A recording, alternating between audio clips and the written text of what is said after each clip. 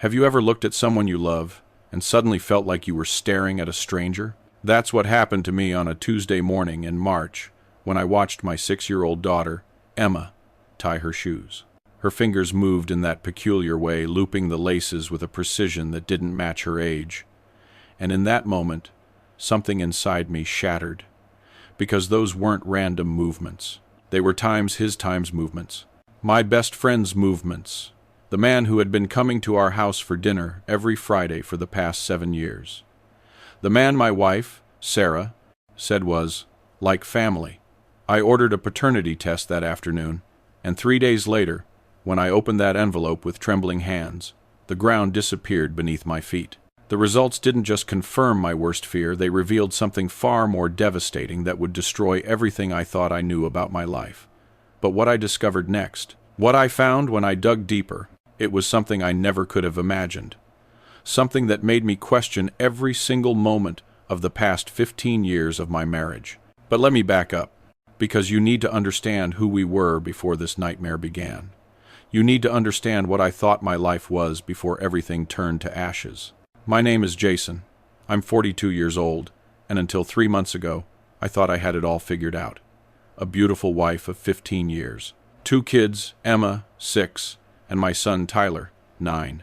A modest home in the suburbs of Portland with a backyard where we'd have barbecues every summer, where the kids would run through the sprinklers on hot July afternoons. I worked as an accountant at a mid-sized firm downtown.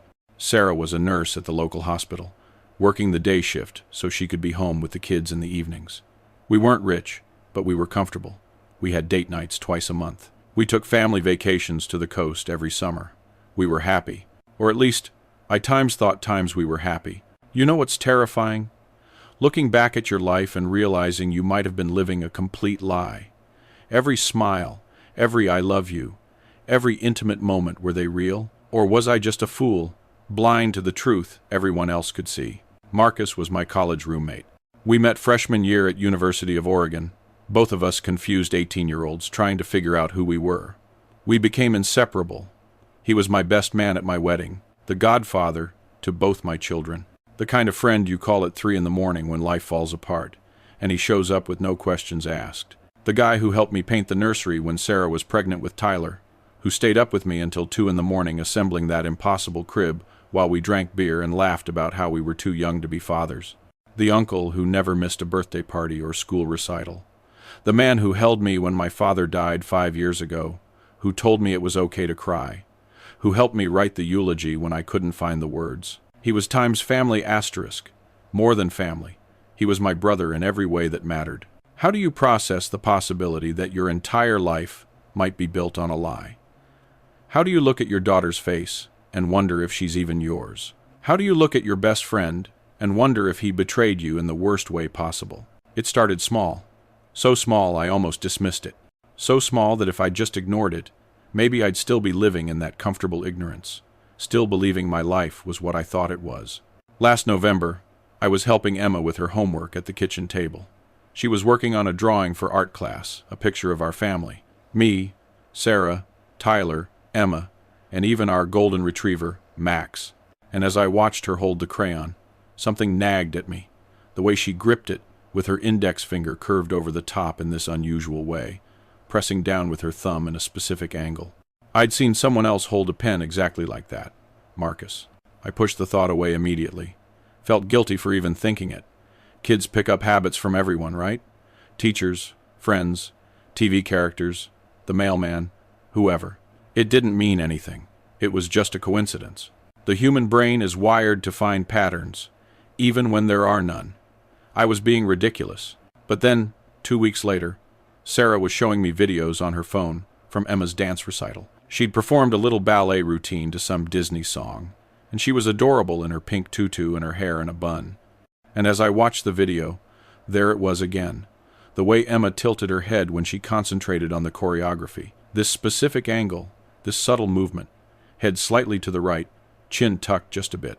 It was the exact same thing Marcus did when he was thinking deeply about something, when he was working through a problem or reading something complex. I felt this cold sensation spread through my chest, like ice water in my veins. My mouth went dry. "You okay?" Sarah asked, noticing my expression, her hand on my arm. Yeah, I lied. Just tired from work. Long week. She smiled sympathetically and kissed my cheek. You work too hard, babe. Maybe we should plan a weekend getaway soon, just the two of us. I nodded, but I wasn't really listening anymore.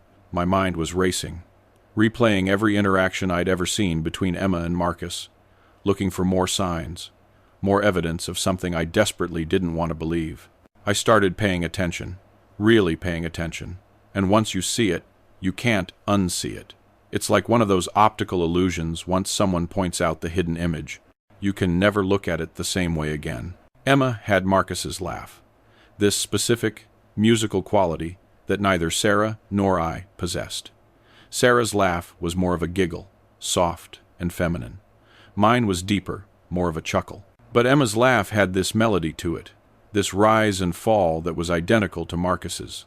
She had his mannerisms, the way she'd tap her fingers on surfaces when she was anxious, like she was playing piano keys only she could hear. The way she'd scrunch her nose when something confused her, her eyebrows drawing together in that exact same way. The way she'd bite her lower lip when she was concentrating really hard on something, like building with Legos or coloring inside the lines. And those eyes. God, those eyes. Brown, flecked with gold. I'd always thought they were beautiful, unique. Sarah had blue eyes. I had green eyes. Tyler had my green eyes. But Emma had these striking brown eyes that I'd convinced myself came from Sarah's father, who'd passed before I met Sarah. But now, looking at them, really looking at them, they were Marcus's eyes. Exactly Marcus's eyes. Asterisk. Stop it, asterisk, I told myself over and over.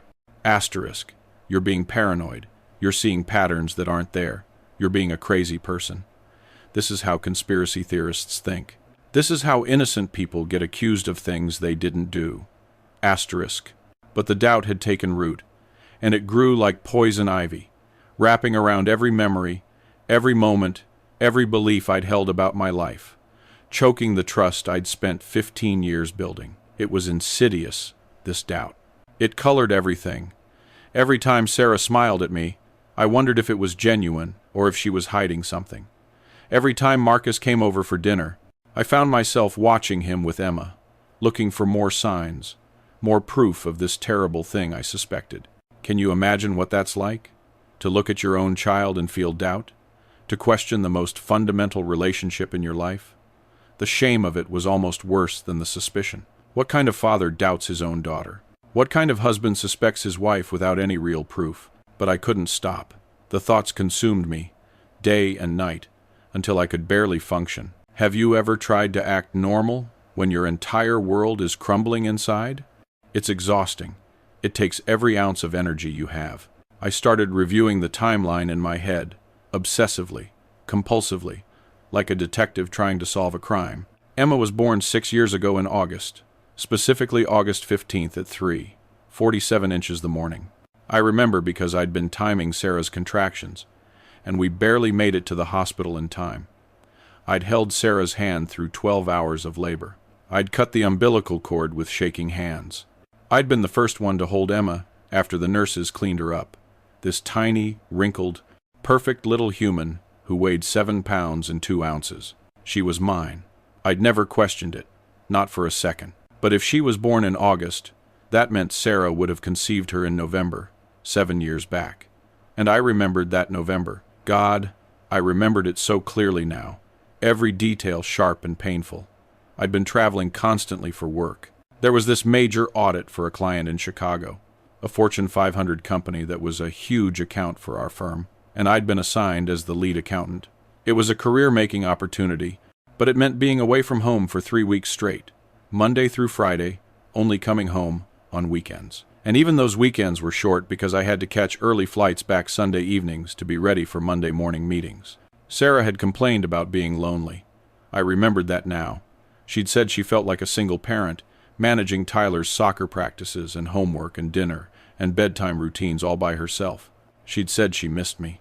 And I'd been so focused on work, on making partner at the firm, on providing for our family, that I'd brushed off her concerns. It's just 3 weeks, I'd said. We need this account, Sarah. Think about what the bonus will mean for us. We can finally redo the kitchen like you've been wanting. Marcus had been going through a divorce at the time.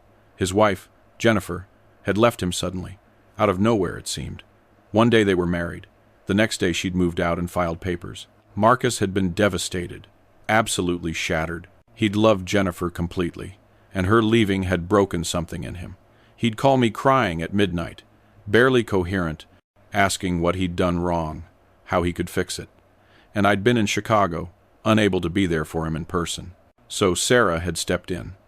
Sarah, being the caring, nurturing person she was, had been checking on him constantly, making him dinner because he wasn't eating, keeping him company because he was alone in that apartment with boxes of Jennifer's things she hadn't bothered to take, letting him cry on our couch because he had nowhere else to go.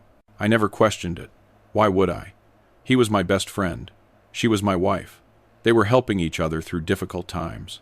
That's what family does. That's what friends do. But now those memories looked completely different. Sinister. Every innocent dinner, every friendly text message I'd see on Sarah's phone, every time Sarah came home late from comforting Marcus, every time she mentioned she'd stop by his place with a casserole or some leftovers, it all took on a new, horrifying meaning. Had they been laughing at me? Pitying me? Did they feel guilty? Or did they think they'd gotten away with something? I felt sick. Actually, physically sick. My stomach churned constantly. I couldn't keep food down. I lost 10 pounds in 2 weeks. I'd wake up at 3 in the morning, my heart racing, my mind spiraling through every possibility, every scenario, every memory recontextualized through this lens of betrayal. I'd lie there next to Sarah, listening to her breathe, watching her sleep so peacefully, and I'd wonder how she could sleep if she was hiding something so enormous. Or maybe she slept well because she'd convinced herself it never happened. Maybe she'd buried it so deep she'd actually forgotten. Is that possible? Can you betray someone and just forget about it? Pretend it never happened? One night, I was lying there at 3:17 in the morning. I remember the exact time because I was staring at the clock on Sarah's nightstand, watching the minutes change, and I whispered into the darkness, "Am I going insane?" She stirred but didn't wake up. Her arm was thrown across my chest, and I could feel her wedding ring pressing against my skin. That ring I'd saved for months to buy.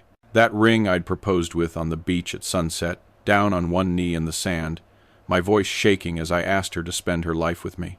And I lay there, staring at the ceiling, tears silently rolling down my temples into my hair, wondering if our entire marriage was a lie. The worst part? I still loved her. Despite the suspicions, despite the doubt, despite everything, I still loved my wife. And that made it so much worse. Because if she'd betrayed me, it meant I was a fool. And if she hadn't, it meant I was a monster for doubting her. Either way, I lost. I couldn't ask Sarah directly. If I was wrong, if this was all in my head, I'd destroy our marriage with my suspicions. I'd plant seeds of doubt that could never be uprooted. She'd never look at me the same way again. She'd always know that I'd suspected her of something so horrible. And even if she forgave me, that knowledge would poison everything between us. And if I was right? God, if I was right, what then? What do you do when your worst fear is confirmed? How do you look at someone you've loved for 15 years and reconcile the person you thought they were with the person they actually are? I couldn't confront Marcus either. The thought of looking my best friend in the eye and asking if he'd betrayed me, if he'd slept with my wife, if my daughter was actually his, it was too much. What if he said yes? What if he broke down and confessed, and I had to hear the details? Hear about how it happened, where it happened, how many times? Or what if he said no, but I didn't believe him? What if he was insulted and hurt by the accusation, and our friendship ended right there, destroyed by my paranoia? And what if he didn't know? What if it had happened, but he had no idea Emma might be his? What right did I have to blow up his life with information that might not even be true? So I did the only thing I could think of. I decided to get proof. Hard, scientific, undeniable proof. DNA doesn't lie. DNA is facts, pure and objective, untainted by emotion or bias or paranoia. I researched paternity tests online, spending hours reading through medical websites, genetics forums, reviews of different testing companies. I needed it to be accurate. I needed it to be confidential. I couldn't risk anyone finding out what I was doing until I knew for sure. I found a lab that had excellent reviews, that promised 99.9% accuracy, that would mail me a discreet kit with no identifying information on the package. I felt like a criminal, ordering it to my office instead of our home, paying with a credit card I'd gotten specifically for work expenses that Sarah never saw the statements for. I used my work address for shipping. I cleared my browser history after placing the order. I felt paranoid, secretive, ashamed. The guilt ate at me. This was my daughter, my Emma, the little girl who called me Daddy and ran into my arms when I came home from work, launching herself at me with complete trust that I'd catch her. The girl who saved her artwork from school to show me, who insisted I read her 3 bedtime stories every night, who told me I was the best daddy in the whole world. Was I really going to question that bond? Was I really going to reduce our relationship to a DNA test? But I had to know. The not knowing was worse than any truth could be. The doubt was a cancer, spreading through every aspect of my life. I was distracted at work, making mistakes I'd never made before. I was short-tempered with Tyler, snapping at him for minor things. I was distant with Sarah, even though I was trying so hard to act normal. She knew something was wrong. She kept asking me, her voice filled with concern. "Jason, what's going on with you? Talk to me, please." And I'd lie. Over and over, I'd lie. Just work stress. Big project. I'm fine, really. But I wasn't fine. I was drowning, and I couldn't tell anyone because the thing that was drowning me was something I couldn't speak out loud. Speaking it would make it real, and I wasn't ready for it to be real. Not yet. The kit arrived in a plain brown envelope on a Wednesday afternoon. I intercepted it at the office mailroom before anyone else saw it. The return address just said, "Laboratory Services with a P.O. box. Anonymous. Professional. Cold." Inside were 2 cotton swabs in sterile packaging and instructions that were clinically straightforward. Swab the inside of the child's cheek for 15 seconds. Swab your own cheek. Let them air dry for 30 minutes. Seal them in the provided envelope. Mail to the lab.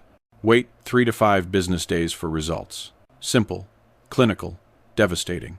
I kept the kit in my desk drawer at work for 2 days. I'd open the drawer periodically throughout the day, just staring at it, my hand hovering over it like it might burn me. This was it. This was the moment where I'd cross a line I couldn't uncross. Once I took these samples, once I sent them off, I was committed. There was no taking it back. Can you understand the weight of that moment? The absolute terror of it? Because once I knew, I'd have to deal with whatever the truth was. And part of me desperately didn't want to know. Part of me wanted to take that kit, throw it away, and go back to my life, blissfully ignorant. But I couldn't. The doubt would eat me alive. I had to know. Have you ever had to lie to your own child? Look into her innocent eyes and deceive her for your own purposes? I waited until a Saturday morning when Sarah had taken Tyler to his soccer practice across town. It was a big game, a tournament, and Tyler had begged both of us to come. But I'd said I had to work, that I had a deadline, that I'd make it to the next one. The lie came so easily now. Too easily. Emma and I were alone in the house. She was watching cartoons in the living room, curled up on the couch with her stuffed rabbit, a pink, floppy-eared thing she'd named Mister. Hoppers that she'd had since she was 2. She was wearing her favorite dress, the one with the purple flowers that she insisted on wearing at least twice a week.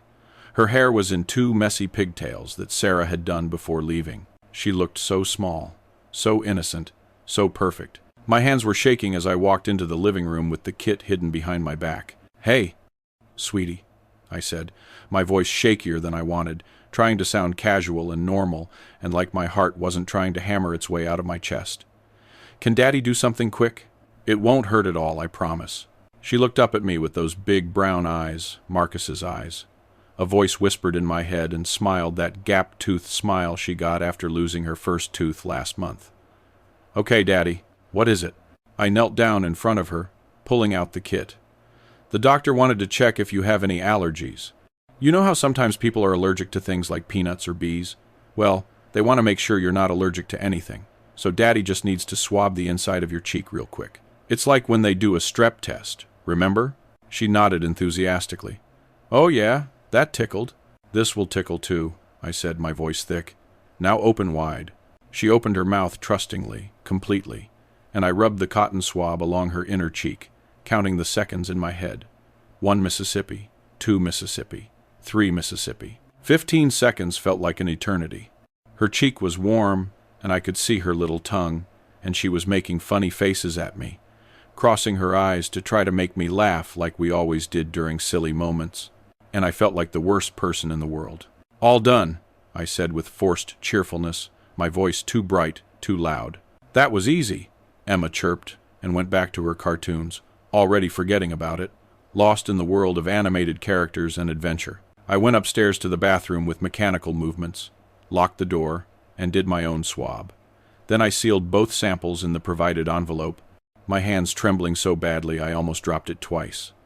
I wrote the address in careful letters, trying to keep my handwriting steady. I stared at that envelope for a long time. This was it. This was the point of no return. Once I mailed this, I was committed to knowing the truth, whatever it was. I thought about burning it, throwing it away, pretending this moment never happened. But I couldn't. I'd come too far. The doubt would destroy me if I didn't know. As I dropped that envelope in the mailbox at the end of our street, my hand lingering on it for a moment before letting go, I felt like I was dropping a bomb that would explode in 3 to 5 business days and destroy everything I'd built my life around.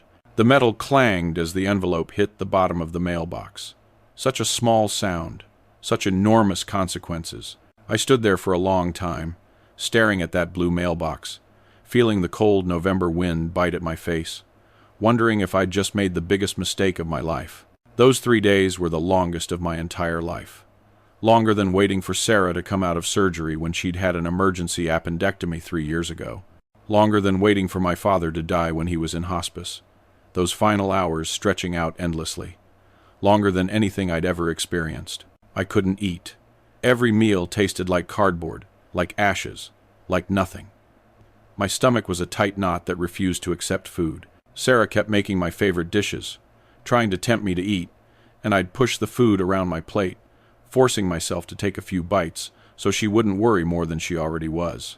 I couldn't sleep. I'd lie in bed for hours, staring at the ceiling, my mind racing through every possible scenario.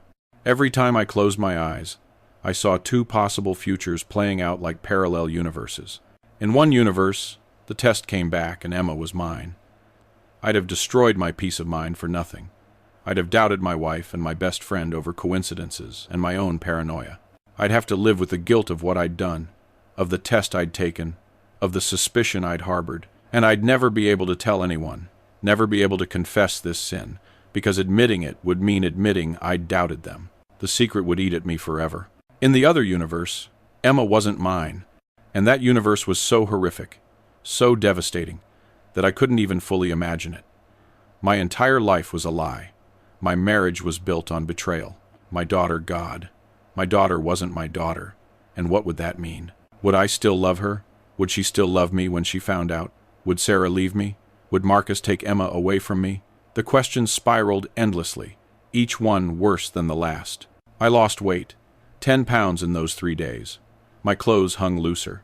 I had dark circles under my eyes that made me look haunted. At work, people started asking if I was sick, if I needed to see a doctor, if I needed to take time off. "I'm fine," I'd say automatically. The lie so practiced now, it came out without thought. But I wasn't fine. I was coming apart at the seams. I snapped at Tyler for leaving his toys out, my voice harsh and loud, making him flinch. I immediately felt terrible and apologized, pulling him into a hug, but the damage was done. He looked at me warily after that, uncertain, confused by my mood swings. I was distant with Sarah, claiming work stress, but she knew. She always knew when something was wrong with me. We'd been together for 15 years.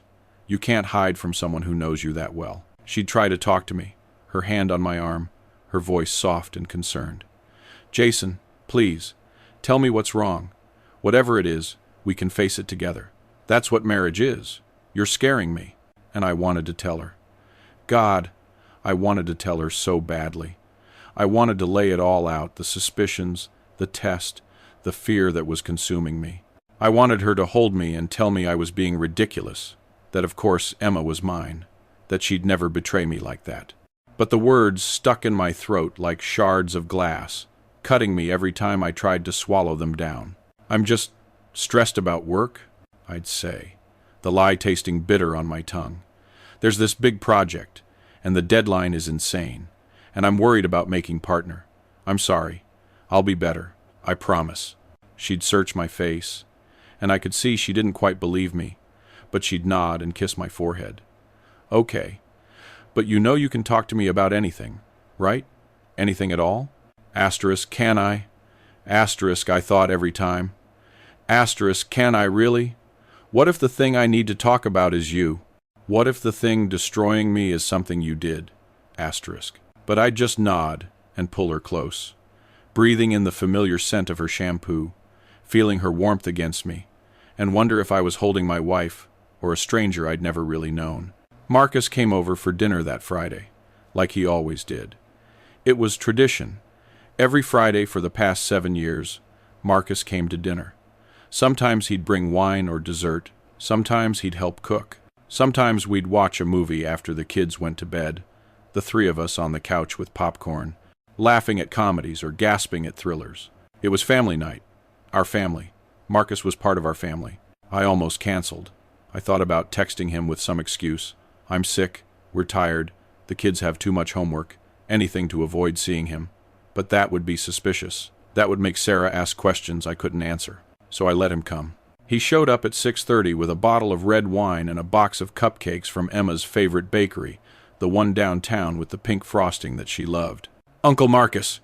Emma shrieked and launched herself at him. And he caught her and spun her around, both of them laughing. And I stood there in the doorway, watching them, and felt my heart crack right down the middle. Because I saw it. I saw the resemblance so clearly now. The way they both tilted their heads back when they laughed, the way their eyes crinkled at the corners, the shape of their faces, the line of their jaws. How had I never seen it before? How had I been so blind? Or was I seeing things that weren't there? Was my paranoia so powerful that it was creating patterns from nothing? I made it through dinner somehow. Sarah had made lasagna, one of my favorites, but it tasted like nothing in my mouth. I forced myself to eat, to smile, to participate in conversation. Marcus asked me about work. I gave vague answers. Sarah talked about a difficult patient at the hospital.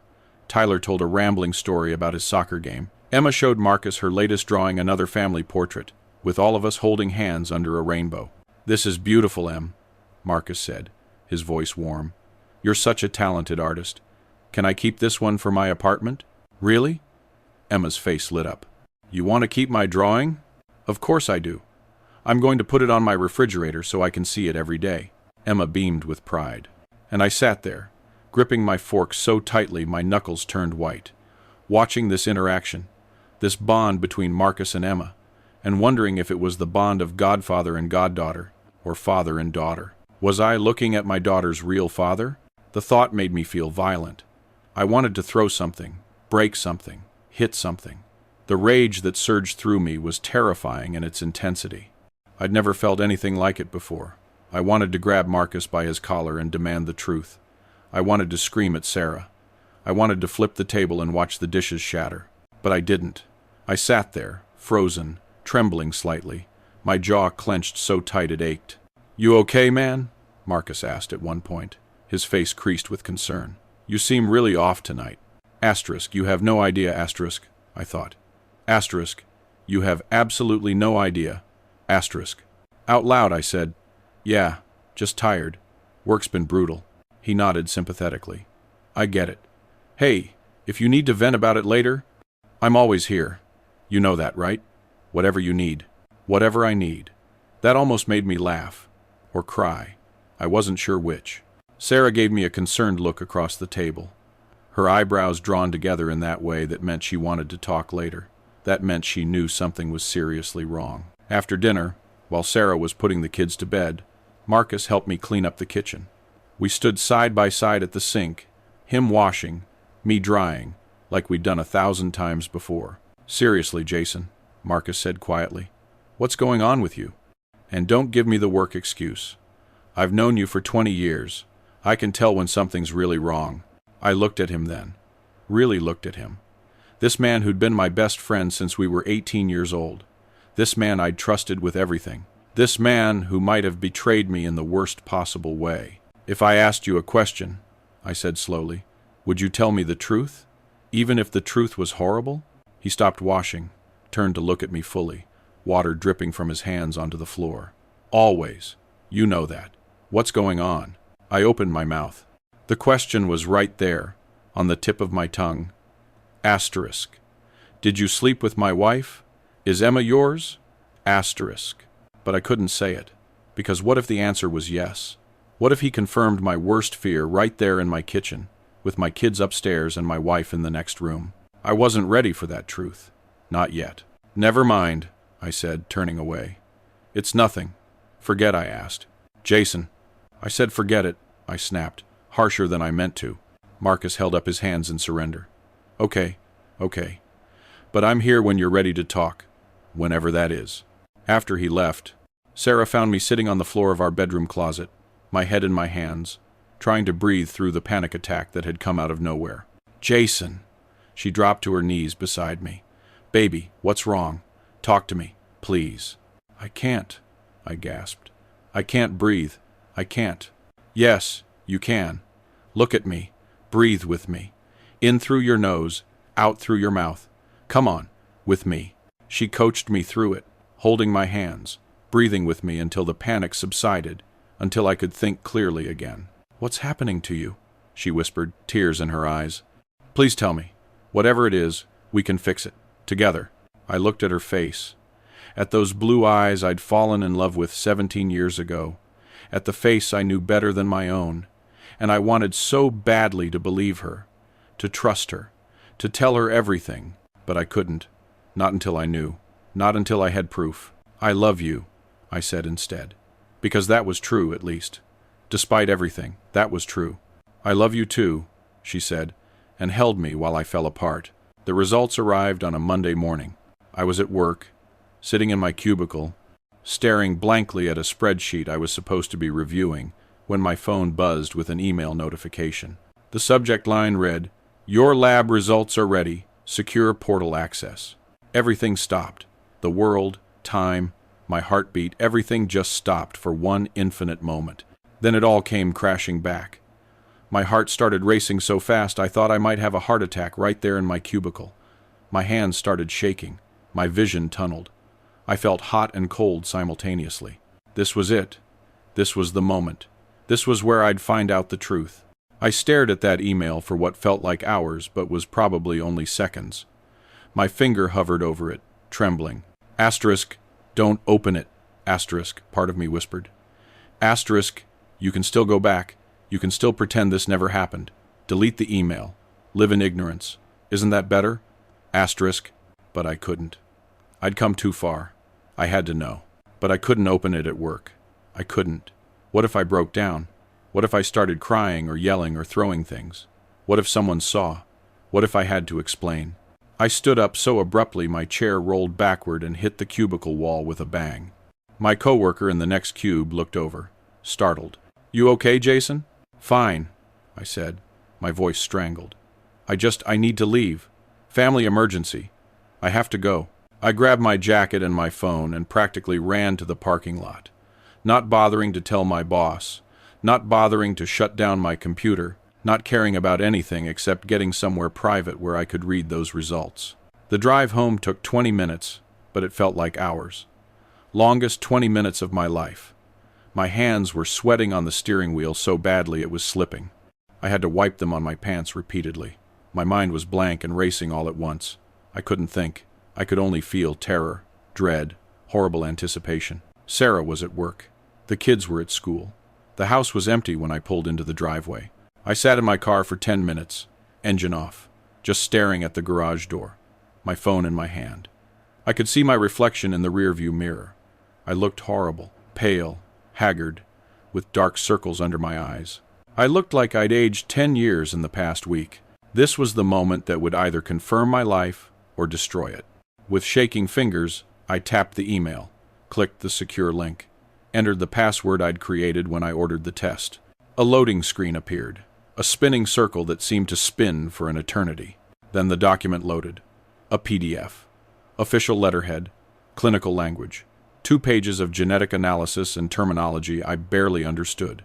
I scrolled down, my breath coming in, short, sharp gasps, past the technical jargon, past the charts and graphs, past the explanation of their testing methodology, searching for the conclusion, the simple answer to the question that had been destroying me. And there it was, in bold letters, impossible to misunderstand. Asterisk, asterisk, probability of paternity, 0%. Asterisk, asterisk. Asterisk, asterisk.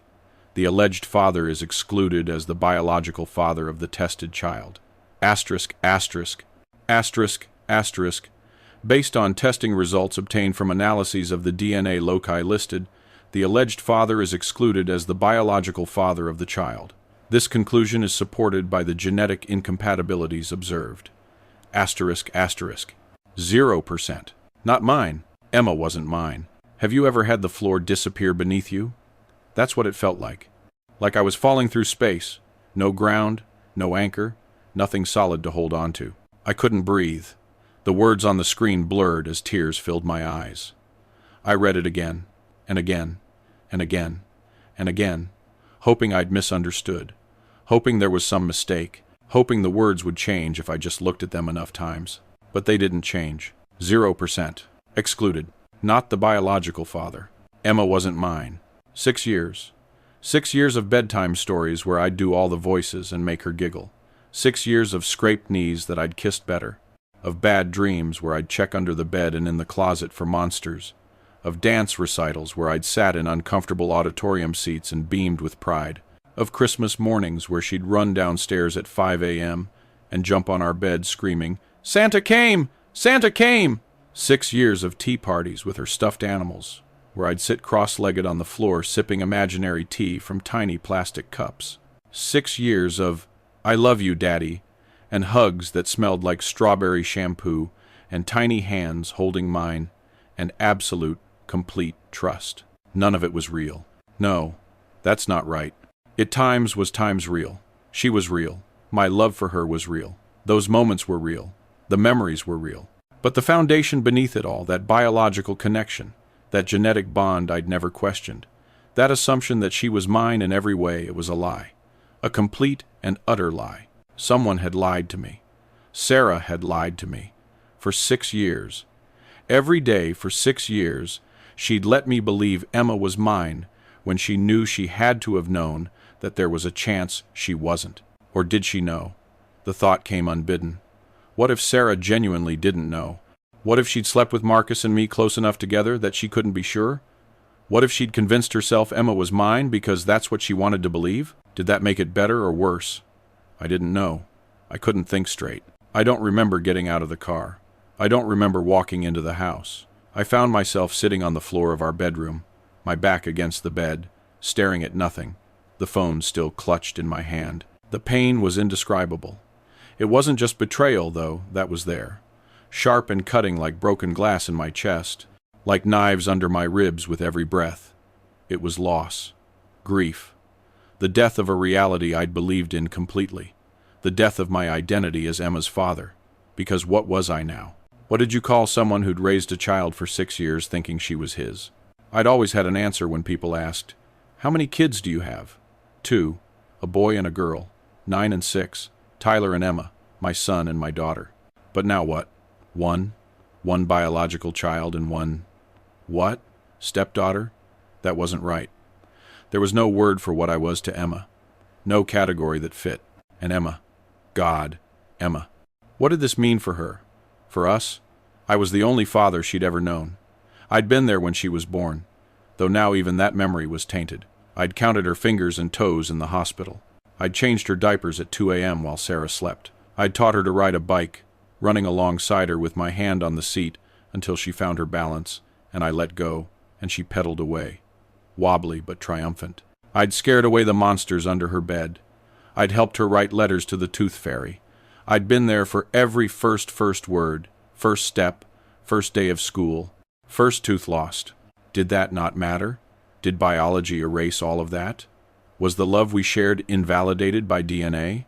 The rational part of my brain, the small part that wasn't screaming in agony, knew the answer. Of course it mattered. Of course those years were real.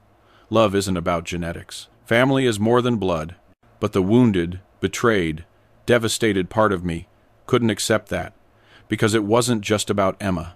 It was about Sarah. It was about Marcus. It was about the two people I trusted most in the world lying to me, letting me live a lie, letting me believe something that wasn't true. And the worst part? I still loved Emma. Despite everything, despite the betrayal, despite the lies, despite the DNA test results sitting on my phone, she was still my little girl. I couldn't just turn off 6 years of love. I couldn't just stop being her dad. But how could I look at her now without seeing the lie? Without seeing the proof of Sarah's betrayal? Without wondering what else they'd lied about? I sat there on the floor for hours, until my legs went numb and my back ached, and the light coming through the bedroom window shifted from morning to afternoon. I sat there while my phone buzzed with texts and calls I didn't answer. I sat there while the world kept turning and my life fell apart. Eventually, I stood up. My legs were stiff, tingling with pins and needles. I walked to the bathroom like a zombie, turned on the faucet, and splashed cold water on my face. I looked at myself in the mirror. I looked like a stranger, or maybe I was finally seeing myself clearly for the first time. Jason, the fool. Jason, the cuckold. Jason, the man who'd raised another man's child without knowing it. A bitter laugh escaped me, harsh and ugly. I needed more answers. Because if Marcus was Emma's biological father, I needed proof of that too. The test had told me Emma wasn't mine, but it hadn't told me who her real father was. I needed to know for sure. I needed to confirm what I already suspected deep in my bones. I couldn't confront Sarah yet. Not until I had all the information. Not until I knew everything. I ordered another paternity test that same day. This time, I needed Marcus's DNA, which meant I had to get creative, which meant I had to betray his trust the same way he'd betrayed mine. The thought should have bothered me more than it did, but I was beyond caring about niceties and ethics. I was in survival mode. I needed the truth, and I'd do whatever it took to get it. That Friday, when Marcus came over for dinner again, because of course he did, because this was our routine, because Sarah had texted me asking if I wanted to cancel and I'd said no because I needed access to his DNA, I was ready. I'd practiced it in my head 100 times. I needed something with his saliva or skin cells, a drinking glass, a fork, a napkin he'd used, something. Dinner was torture. I barely spoke. Sarah kept giving me concerned looks. Marcus kept trying to draw me into conversation. Emma was her usual bubbly self, chattering away about her day at school. And I sat there, watching Marcus, waiting for my opportunity. It came when he excused himself to use the bathroom during dessert. As soon as he left the table, I moved. "I'll grab more coffee," I told Sarah, standing up quickly. I went into the bathroom after him, not immediately, but a few minutes later, claiming I needed something from the medicine cabinet. My heart was pounding. This felt wrong. This felt like a violation, but I had to know. There, in the trash can, was a tissue he'd used to blow his nose. Perfect. DNA. I grabbed it with shaking hands, wrapped it in toilet paper, and shoved it in my pocket. I felt like a criminal, a spy in my own home. But I had to know. I had to be sure. I packaged it up that night after everyone was asleep, sealing it in a plastic bag with a sample of Emma's DNA I'd saved from the first test. I sent it to a different lab, one that specialized in paternity testing, one that could compare DNA profiles to determine biological relationships. The form asked for my relationship to the child. I checked father, because that's what I was, wasn't I? Even if biology said otherwise, I was Emma's father in every way that mattered. Except the law might not see it that way. The court might not see it that way. Marcus might not see it that way. I sent the samples priority mail. Rush processing. I paid extra for expedited results. I couldn't wait another week. I'd barely survived the first wait. Another 7 to 10 business days might actually kill me. This time, they promised results in 3 to 5 days. 3 to 5 more days of pretending. 3 to 5 more days of lying to everyone around me. 3 to 5 more days of watching Marcus play with the daughter he didn't know was his. Unless he did know. That thought had been growing in my mind like a tumor. What if they both knew? What if this whole time, for 6 years, Sarah and Marcus had been lying to me together? What if every Friday dinner, every birthday party, every Christmas morning, every family vacation was them secretly laughing at me, the fool who didn't know, the idiot who couldn't see what was right in front of his face? What if those looks they sometimes shared weren't friendly familiarity, but secret knowledge? What if their texts to each other were about more than just logistics and friendship? What if their history together was deeper and darker than I'd ever imagined? The paranoia was eating me alive, consuming me from the inside out. I started going through Sarah's phone at night when she was asleep, looking for evidence, for texts, for anything that might confirm my worst fears. I found nothing, but that didn't mean nothing was there. It just meant she'd been careful, or I wasn't looking in the right places. I started watching Marcus more carefully when he was with Emma, looking for signs of guilt, looking for signs that he knew, but I found nothing there either. He seemed genuine in his affection, genuine in his surprise when I'd asked that cryptic question in the kitchen. But people lie. People are good at lying. I'd learned that lesson well. Have you ever looked at someone you love and felt nothing but rage? Pure, white-hot, consuming rage that terrifies you with its intensity? The second set of results came back on a Thursday evening, earlier than I'd expected. I was in my car again, parked in a grocery store parking lot, unable to face going home yet. I'd told Sarah I was working late. Another lie in an endless string of lies. My phone buzzed. Email notification. Your lab results are ready. This time, I didn't hesitate. This time, I opened it immediately with hands that had stopped shaking because I was beyond shaking now. I was beyond fear. I was numb, hollow, empty of everything except the need to know. I clicked the link, entered the password. The PDF loaded faster this time. Asterisk, asterisk, probability of paternity, 99.9%, asterisk, asterisk. Asterisk, asterisk, Marcus Whitfield cannot be excluded as the biological father of the child tested. The biological relationship between Marcus Whitfield and the child is practically proven. Asterisk, asterisk, asterisk, asterisk. The combined paternity index is greater than 100,000, indicating that Marcus Whitfield is at least 100,000 times more likely to be the biological father of the child than a random individual from the population. Asterisk, asterisk. There it was, confirmation, proof, undeniable scientific evidence. Marcus was Emma's biological father, my best friend, the man I'd trusted with my life, the man who stood next to me at my wedding and promised to always have my back, the man who'd helped me paint my daughter's nursery, the man who'd held my daughter as a newborn and kissed her forehead and told me I was going to be a great dad. He'd slept with my wife. He'd created a child with her. And for 6 years, 6 entire years, they'd let me raise his daughter, thinking she was mine. Whether intentional or not, whether they knew or suspected or were genuinely ignorant, didn't even matter anymore. The fact remained. Emma was Marcus's biological daughter, not mine. And that truth changed everything. The rage that filled me in that moment was unlike anything I'd ever experienced. It was primal, terrifying, all-consuming. I wanted to drive to Marcus's apartment right then and destroy everything.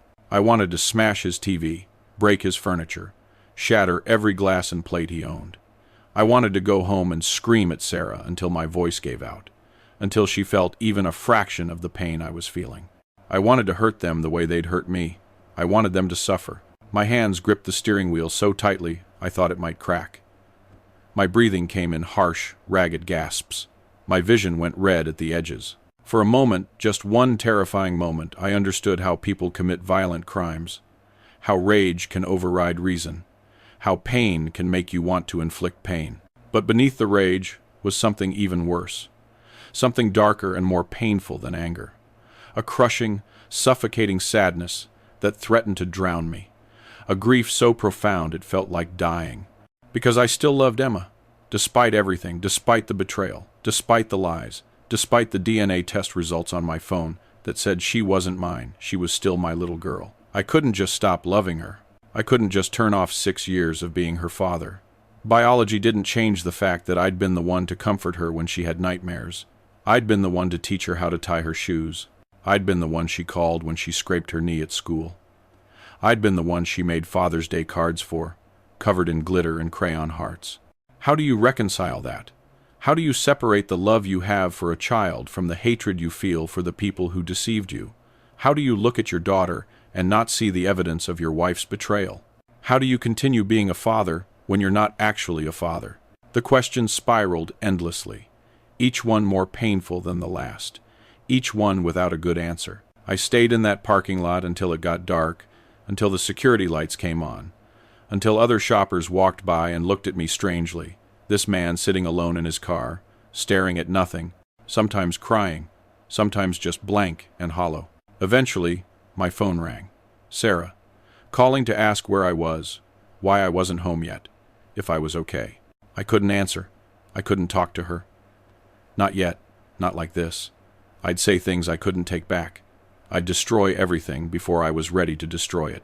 I let it go to voicemail. Then I turned off my phone entirely. I needed time to think, time to plan, time to figure out what the hell I was going to do with this information that was burning a hole in my pocket and my heart. Because this wasn't just about me anymore. This was about Emma. This was about Tyler, who would lose his family structure. This was about legalities and custody and the rest of our lives. This was about everything. I confronted Sarah that night.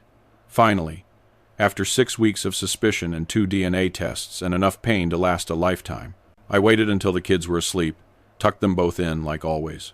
Read Emma her bedtime stories 3 tonight, because she asked, and I couldn't deny her anything.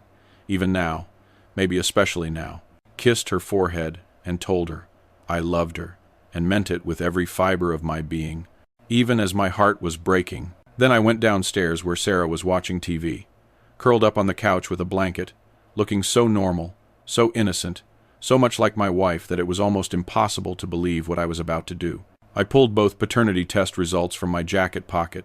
I'd been carrying them around all day like damning evidence, which I suppose they were, and placed them on the coffee table in front of her without a word. She looked at the papers, confused at first. Then I watched all the color drain from her face as she realized what she was looking at. Her hands started shaking. She looked up at me with wide, terrified eyes. Jason, don't. I held up my hand, my voice cold and dead and emotionless, because if I let any emotion in, I'd fall apart completely. Don't you dare lie to me. Not anymore. Not after 6 years of lies. I want the truth. All of it. Every single detail. Right now. I can explain. Then explain. My voice was getting louder now, the rage starting to leak through despite my best efforts. Explain to me how my daughter isn't actually my daughter. Explain to me how my best friend is her biological father. Explain to me how you've let me believe a lie for 6 years. Explain it, Sarah. Please. Because I really, really want to understand how this happened. And she broke, just completely shattered right there in front of me. Tears streaming down her face, body shaking with sobs, so violent I thought she might be sick. She tried to speak multiple times but couldn't get words out through the crying. I waited, stone-faced, unmoved by her tears because I'd cried too many tears myself over the past weeks to have any sympathy left. Finally, she managed to speak between sobs. It was one time, she gasped. One stupid, horrible, unforgivable mistake. November, 7 years ago. You were in Chicago. Marcus was devastated about Jennifer leaving. I was lonely. We'd been drinking wine, and it just happened. Jason, I swear to God, it was one time, one night, and I felt so guilty, so horrible. I was going to tell you. I was going to confess everything as soon as you got home from Chicago. She was crying so hard she could barely breathe, her face red and blotchy, snot running from her nose. But then I found out I was pregnant, and the timing. Jason, the timing was so close. You'd been home that weekend right before you left. We'd had sex that Saturday night, and I thought, I hoped, I convinced myself that the baby had to be yours, because I couldn't face the alternative. I couldn't face the possibility that I'd gotten pregnant by Marcus during that one horrible mistake. You times hoped, asterisk? I couldn't believe what I was hearing. My voice was shaking now, all that careful control evaporating. You didn't know? You didn't even know if your daughter was your husband's or your lover's? He wasn't my lover, she screamed back. It was one time. One drunken mistake that we both regretted immediately. We never talked about it again. Never repeated it. Jason, you have to believe me. Why should I believe anything you say? I was yelling now, too, all the pain and rage from the past weeks exploding out of me. You've been lying to me for 6 years. You let me believe Emma was mine. You let me name her. You let me change her diapers and stay up all night when she was sick and teach her to ride a bike and fall in love with her, all while knowing she might not be mine. I didn't know, she sobbed. I swear I didn't know. I thought she was yours. I convinced myself she was yours because that's what I needed to believe. Because if I let myself think she might be Marcus's, I would have lost my mind. So you just, what? Ignored the possibility? Pretended it didn't exist? Hoped it would go away? Yes, she screamed. Yes, I know that makes me a horrible person. I know that makes me a coward. But I couldn't face it. And as time went on, as Emma grew up, she looked so much like you, Jason. Or I thought she did. I convinced myself I'd been worried for nothing. She looks like Marcus, I roared. She has his eyes, his laugh, his mannerisms. How did you not see it? How did you convince yourself otherwise?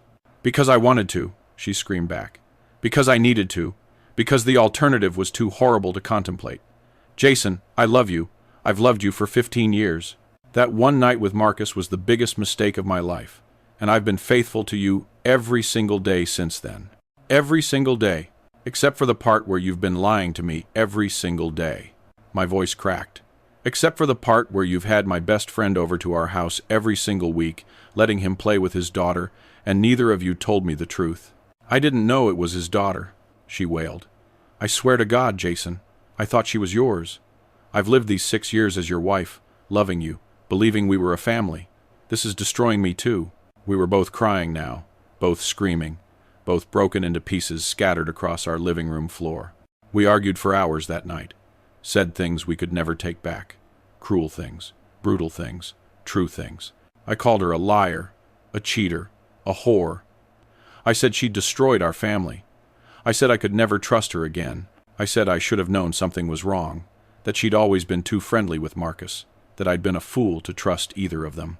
She screamed back that it was one mistake, one night 7 years ago, that she'd been faithful ever since, that she loved me, that she'd die without me, that she couldn't lose me and the kids. She begged for forgiveness. She promised to do anything, whatever it took, to fix this. But how do you fix something that's shattered beyond recognition?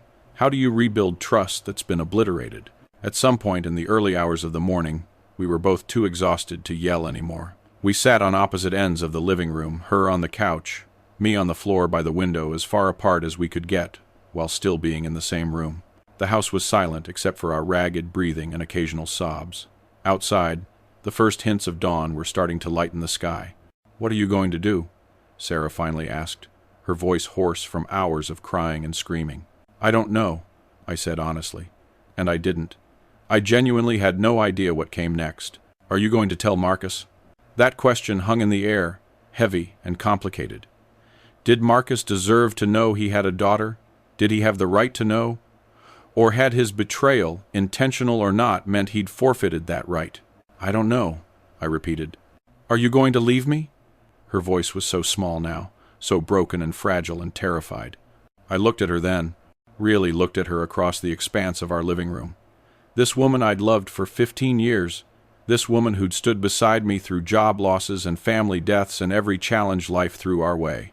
This woman who'd also betrayed me in the worst possible way, even if unintentionally. This woman who was the mother of my children, both of them, regardless of biology. "I don't know," I said for the third time. Because I genuinely didn't. My whole life had just imploded. How was I supposed to make life-altering decisions when I could barely think straight? "And Emma?" Sarah whispered. And this was the question that broke me completely. What about Emma? That's what destroyed me. That's what shattered the last remaining pieces of my heart into dust. I collapsed right there on the floor, pulled my knees to my chest, and wept like I hadn't wept since I was a child. Deep, soul-shaking sobs that hurt my chest and made it hard to breathe. "She's my daughter," I sobbed through my tears. "Biology doesn't change that. She's times my times daughter. I don't care what the DNA says. I don't care who her biological father is. She's mine. She's my Emma." Sarah crawled across the floor to me, and I let her. She wrapped her arms around me, and we held each other and cried together for everything we'd lost, for the innocence that was gone, for the complicated future ahead of us. "I'm so sorry," she kept whispering. "I'm so sorry. Jason, I'm sorry." And part of me believed her. Part of me could see her pain was genuine, her regret was real. But another part of me, the wounded, betrayed, devastated part, didn't know if sorry was enough. Have you ever had to make an impossible choice? A decision where every option leads to pain, where there's no good answer, only varying degrees of bad? The next few weeks were a nightmare. I moved into the guest room because I couldn't share a bed with Sarah. I could barely look at her. Every time I did, I saw the betrayal. Every time she touched me, I flinched. But I couldn't leave, because leaving meant leaving Emma and Tyler, and I couldn't do that. They were my kids, both of them. Biology didn't matter when it came to love. Or did it? The law might think differently. A court might think differently. Marcus might think differently. I avoided Marcus's calls and texts, dozens of them. Hey man, where have you been? Is everything okay? Sarah says you're sick. Let me know if you need anything. Sarah had lied to him, told him I had some kind of illness, that I'd be fine soon. Protecting him from the truth, protecting herself from confrontation, protecting the fragile lie we'd all been living. But Emma, God, Emma, she knew something was wrong. Kids always know, don't they?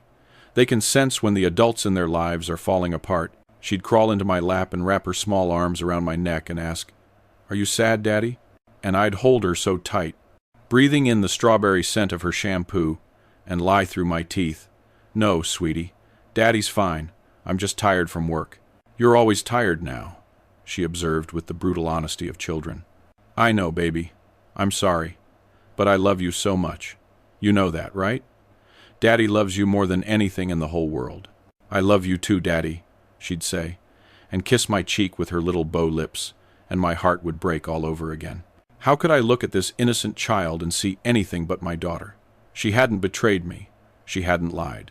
She was a victim in this too, a victim who didn't even know she was a victim, who had no idea her entire family structure was built on a lie. Tyler was confused too, and angry.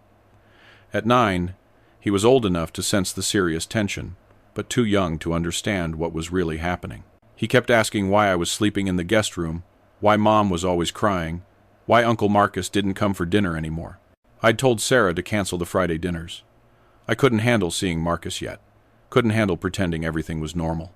Couldn't handle watching him interact with Emma knowing what I knew. "Adult stuff," I told Tyler when he asked. "Mom and Dad are working through some things. It's not your fault. We both love you very much. This has nothing to do with you." But it was affecting him. I could see it in his face, in the way he'd gotten quieter, more withdrawn. He'd started having trouble at school, his teacher said, not paying attention in class, acting out on the playground. We were hurting our kids, both of them, and that was unbearable. I spoke to a lawyer, made an appointment under a fake name, paid in cash, paranoid about Sarah somehow finding out. The lawyer's office was downtown, modern and sterile and impersonal, perfect for discussing the dismantling of my family. "So," the lawyer said, a middle-aged woman with kind eyes and a no-nonsense demeanor named Patricia Chen. "Tell me what's going on." I told her everything. The affair, the pregnancy, the paternity tests, the 6 years of unknowing deception. She listened without judgment, taking notes on a yellow legal pad. When I finished, she was quiet for a moment, thinking. "This is complicated," she finally said. "Let me ask you some questions. Have you confronted the biological father yet?" "No." "Does he know?" "No. At least, I don't think so. I think it was a one-time thing that they both regretted, and he genuinely doesn't know Emma is his." She nodded. "And you want to know your options regarding custody and your legal rights to Emma?" "Yes. If Sarah and I divorce, can I get custody of Emma? She's been my daughter for 6 years. I'm the only father she's ever known. But legally, biologically, she's not mine. So where does that leave me?" Patricia Chen looked at me with sympathy. "Honestly, in a gray area. You've been acting as Emma's father since birth. You're on the birth certificate, I assume?" "Yes." "That works in your favor. In many states, the man listed on the birth certificate is the legal father regardless of biology, unless challenged. Have you legally adopted her?" "No. I didn't think I needed to. I thought she was mine." That complicates things. Once paternity is legally challenged and biological parentage is established, the biological father could petition for custody rights, especially if he's been involved in her life, which you said he has as a family friend. "So he could take her away from me?" My voice was hollow. "Potentially, yes. Family courts prioritize the best interests of the child, but biological parentage carries significant weight. If the biological father wants custody and can prove he's fit, a judge might grant it, or at minimum, joint custody. The thought of Marcus getting custody of Emma, of him taking her away from me after everything, of her calling him Dad instead of me, made me physically ill. I thought I might actually vomit right there in Patricia Chen's office. What if I don't tell him? I asked desperately. What if I keep this secret? Can I just not tell anyone and keep things as they are? She leaned back in her chair, studying me. Legally, you're not obligated to tell him, but ethically, that's murky. And practically speaking, the truth has a way of coming out. What happens when Emma gets older and notices she doesn't look like you? What happens if she needs a medical procedure that requires family medical history? What happens if she takes a 23andMe test for fun when she's 20 and discovers the truth herself? How will she feel knowing her entire family lied to her for her whole life? She was right. Of course she was right. But that didn't make the truth any easier to face. If I divorce my wife, I continued, voice shaking, would I still have to pay child support for Emma? Yes, almost certainly. Since you've been acting as her father and are listed on the birth certificate, you'd be responsible for child support unless the biological father legally assumes paternity and financial responsibility. And even then, a judge might still require some support from you. So I'd lose my daughter and still have to pay for her. The unfairness of it was staggering. And if I want custody, what are my chances? Honestly, not great, once biology is established. Your best bet would be to remain married and keep things status quo, never revealing the paternity test results. Or divorce but maintain a strong co-parenting relationship with your ex-wife and hope the biological father never finds out or never challenges custody. But both of those options require living with this secret, potentially forever. Living with the secret, living with the lie. The very thing that had destroyed me when I discovered it. Could I do that? Could I look at Sarah every day knowing what she'd done? Could I look at Marcus every day knowing Emma was his child? Could I look at Emma and never tell her the truth about who she really was? Could I become the liar I'd hated Sarah for being? I left Patricia Chen's office with more questions than answers, and a sick feeling in my stomach that wouldn't go away. The world outside seemed too bright, too normal, too unconcerned with my personal apocalypse. People walking by with coffee, checking their phones, going about their ordinary lives while mine fell apart. I sat in my car for a long time, head against the steering wheel, trying to figure out what to do next. Finally, I did something I'd been putting off, something I knew I had to do but had been terrified to face. I called Marcus and asked him to meet me at a coffee shop. Not our usual place, somewhere neutral, somewhere public, so I wouldn't completely lose control of my emotions and do something I'd regret. Finally, Marcus said when he answered, relief evident in his voice. Jason, man, where have you been? I've been worried sick.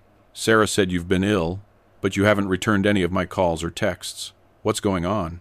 I need to talk to you, I said, my voice flat and emotionless.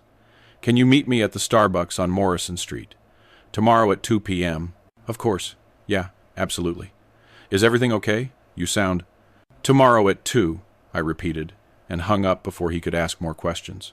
That night, I barely slept. I kept rehearsing in my head what I was going to say, how I was going to show him the tests, how I was going to watch his face when he realized Emma was his daughter. Would he be happy, devastated, angry, guilty? Would he cry? Would he deny it? Would he try to take Emma from me? The next day, I arrived at the coffee shop 15 minutes early, ordered a black coffee I didn't drink, and sat at a corner table where we'd have some privacy. My leg bounced nervously. My hands shook. I'd brought a folder with copies of both paternity tests. Evidence, proof, the end of everything. Marcus walked in at exactly 2 p.m. He looked worried, his face drawn with concern. He was wearing jeans and a sweater, his hair a bit longer than usual, looking tired like he hadn't been sleeping well either. He spotted me, smiled with relief, and hurried over. Jason, thank God. I've been so worried about. Sit down, I interrupted, my voice cold. His smile faded. He sat slowly, confusion and concern warring on his face. What's going on? You're scaring me. I pulled out the folder I'd brought, slid it across the table to him, without a word. What's this? He asked, not touching it yet. Read it, I said flatly. He opened the folder hesitantly, pulled out the papers inside. I watched his face as he read. Watched the confusion turn to shock, turn to horror, turn to disbelief. It was almost fascinating in a sick way, watching someone's entire world collapse in real time, watching them realize something that changed everything. It took him several minutes. He read each page carefully, multiple times, like I had, like he was hoping the words would change if he just looked at them long enough. When he finally looked up at me, his face was ashen, his hands were shaking, his eyes were wide with shock. This can't be real," he whispered. "This is a mistake. This has to be a mistake. I never, Sarah, and I never." "You did," I said. 7 years ago, November. After Jennifer left you, Sarah came over to comfort you. You both drank too much wine, and it happened." "No," he shook his head vehemently. But I could see the exact moment memory clicked into place, the moment he remembered. "Oh God, that night, oh God, oh God, oh God." He put his face in his hands. His shoulders started shaking. He was crying, right there in the middle of Starbucks. Soft sobs he was trying desperately to control. I felt nothing. Watched him fall apart with complete emotional numbness. I'd cried too many tears already. I had none left. "Jason," he gasped through his tears, looking up at me with devastated eyes. "I swear to God, I didn't know. You have to believe me. We were drunk, and I was such a mess over Jennifer, and it just happened, and we both regretted it immediately. We agreed never to talk about it again, never to let it happen again. I thought when Sarah got pregnant a few months later, I thought the baby was yours. You'd been home. The timing. Jason, I genuinely thought Emma was yours. I would never have kept this from you if I'd known. But you did keep it from me," I said coldly. "You kept the affair from me." "It wasn't an affair. It was one night. One horrible, drunken mistake that meant nothing." He was pleading now, desperate for me to understand, to believe him. "It meant everything," I said quietly.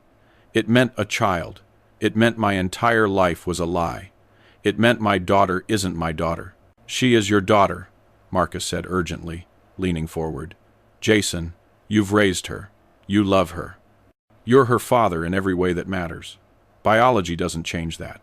"Easy for you to say when you're not the one who was lied to?" I snapped, my carefully controlled anger starting to leak through. "I didn't lie. I didn't know." His voice rose, drawing looks from other patrons. "You lied about sleeping with my wife," I hissed, keeping my voice low. "That's a pretty significant lie, Marcus. That's about as big a betrayal as it gets." He slumped back in his chair, tears still streaming down his face. "You're right. You're absolutely right. I betrayed you. Sarah betrayed you. And I'm so sorry. Jason, I'm sorry. I know that doesn't mean anything. I know sorry doesn't fix this. But I need you to know I'm genuinely, truly sorry. You're my best friend. You're my brother. And I hurt you in the worst possible way." We sat in silence for a long moment, two men whose lives had just been blown apart by a secret neither of them knew existed. Well, he hadn't known. Sarah had known, or at least suspected. "What happens now?" Marcus finally asked, his voice hoarse. "I don't know," I said. It was becoming my most common phrase, my life's refrain. "I honestly don't know. Emma." He could barely say her name. "She's my daughter?" "Biologically, yes. But you're her father. You've raised her. You love her. I can see it every time you're together. Jason, I don't want to take her away from you. I don't want custody. I don't want to disrupt her life. You're her dad." "But you're also her dad," I said bitterly. "You're her biological father. You have rights, legal rights, and Emma has a right to know who her biological father is." "Does she?" Marcus asked desperately. "Does she really? She's 6 years old. What good does it do to tell her that her whole family is a lie? What good does it do to destroy her sense of security and stability? For what? For truth? Is truth always worth the cost?" It was a good question, a question I'd been asking myself for weeks. "I don't know," I repeated. He put his head in his hands again. When he spoke, his voice was muffled. "This is a nightmare. This can't be happening. I have a daughter. I have a 6-year-old daughter that I didn't know about." "Welcome to my last 6 weeks," I said dryly. He looked up at me then, really looked at me, and I could see him noticing for the first time how much weight I'd lost, the dark circles under my eyes, how haggard and broken I looked. "Jason, what can I do? How can I fix this? What do you need from me? I don't know what I need from you, I said honestly. I don't know what I need from anyone. I just know that everything is broken, and I don't know how to fix it. We talked for another hour, going in circles, rehashing the same things over and over. Marcus apologized 1,000 times. I oscillated between rage and numbness. We both cried at various points. Other coffee shop patrons gave us a wide berth. Eventually, we ran out of things to say. We were just sitting there in exhausted silence. What do we do now? Marcus asked again. And this time, I had a partial answer. I think we need help, I said. Professional help. A therapist who specializes in this kind of thing. Because we can't figure this out on our own. It's too big, too complicated, too broken. He nodded immediately. Yes. Okay. Whatever you need. Whatever it takes. And Sarah needs to be there too, I continued. All three of us. We need to figure out what's best for Emma. Because she's the only one in this mess who's truly innocent. She's the only one who deserves our consideration above our own hurt feelings and anger and pain. You're right, Marcus agreed. She has to come first. Whatever we decide, Emma comes first. It was the first thing we'd agreed on. The first step toward, I don't know what. Resolution? Healing? Was healing even possible after something like this? I didn't know. But I had to try. For Emma. For Tyler. For the remnants of my family that were worth saving. Finding a therapist who specialized in family trauma and infidelity and custody issues wasn't easy. It took me a week of research, phone calls, consultations. I finally found Dr. Chen, a family systems therapist with experience in complex custody situations and paternity revelations. Her office was warm and comfortable, designed to put people at ease. Soft lighting, comfortable chairs, tissues strategically placed on every surface. Sarah, Marcus, and I sat in that office together for the first time 2 weeks after Marcus learned the truth. It was awkward, tense, painful. We could barely look at each other. Dr. Chen listened to the whole story in our first session, all 2 hours of it. She didn't judge, didn't take sides, just listened with empathy and understanding, asking clarifying questions, taking notes. When we finished, she was quiet for a moment, thinking. First, she said, I want to acknowledge how incredibly painful this is for everyone involved. Jason, your feelings of betrayal and grief are entirely valid. Sarah, your guilt and fear are understandable. Marcus, your shock and confusion make complete sense. You're all victims of circumstance and poor choices made years ago. She let that sink in. But here's what I need you all to understand. The only person in this situation who is truly blameless is Emma. She didn't ask to be born. She didn't ask for the circumstances of her conception. She didn't choose any of this. And whatever you all decide going forward, it has to prioritize her well-being above everything else. Above your hurt feelings, above your anger, above your need for revenge or justice or punishment. Emma comes first, always. Can you all agree to that? We all nodded. Good. Now, let's talk about what's best for Emma. Over several sessions spanning weeks, we worked through it. The pain, the betrayal, the anger, the guilt. Dr. Chen helped us communicate when we wanted to scream. She helped us see perspectives we couldn't see through our own pain. Sarah apologized thousands of times, to me and to Marcus. She laid bare her fear, her shame, her regret. She explained how she'd convinced herself Emma was mine because the alternative was unbearable. She swore she'd been faithful every day since that one night. She begged for forgiveness, for a chance to rebuild. Marcus apologized just as much.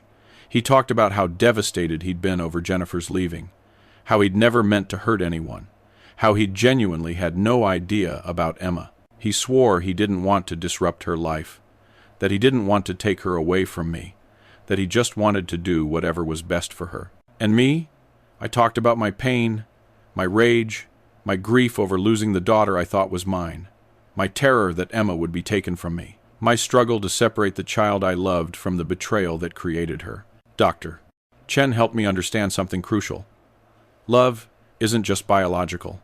The bond I had with Emma was real, regardless of DNA. I'd been there for her first word, her first step, her first day of school. I'd comforted her nightmares and celebrated her victories. That wasn't erased by a test result. That would never be erased. She also helped me see something I'd been refusing to acknowledge. Sarah's mistake, while devastating, had been just that, a mistake. One night, 7 years ago, made in a moment of loneliness and poor judgment. Not an ongoing affair. Not a deliberate betrayal. Just human fallibility at its worst. Did that excuse it? No. Did it make the pain less? No. But it gave me a framework to understand it that didn't require me to see Sarah as a monster. And Marcus? Marcus was a victim too, in his own way. He'd made a terrible choice. But he hadn't known about Emma. He hadn't been lying to me for 6 years. He'd found out the same devastating truth I had, and it had destroyed him too. Over time, slowly, painfully, we started to heal. Not completely. Some wounds run too deep for complete healing. But enough. Enough to function. Enough to make rational decisions about Emma's future. We made a decision together. All three of us. With Dr. Chen's guidance. We would tell Emma the truth, but carefully. Age-appropriately. With professional help. We'd explain that sometimes families are complicated, that sometimes people make mistakes, but that love is what matters. That she has a dad who raised her, me, and a biological father, Marcus, and that both of us love her very much. We'd work out a new arrangement. I would remain Emma's primary father. I'd keep custody, but Marcus would be more present, more involved, eventually transitioning from Uncle Marcus to something more. As Emma got older and could understand more, we'd explain the full truth. But for now, we'd just say that our family was special in a unique way.